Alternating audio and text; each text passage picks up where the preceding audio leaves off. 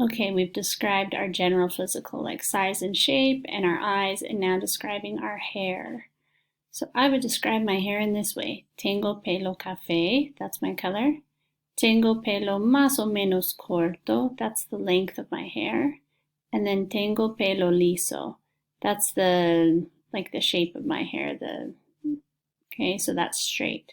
So the sentence frame will be like eyes. You'll start with tengo, I have, and then you'll do pelo, and then you'll do the description word. So it sounds like we were translating it directly. It would say, I have hair brown. Now hair is singular, so you don't say hairs browns. So that's a little bit more simple. Tengo hair brown, tengo hair more or less. I have hair more or less short. I have hair straight.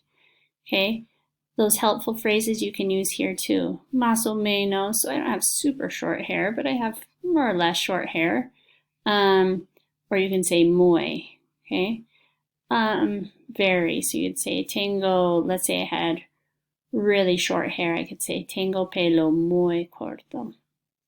So our words here for the length, we'll have corto or largo. So there again, it's kind of like tall or short. Sometimes it's nice to have that más o menos to say, oh, it's not extremely one or the other.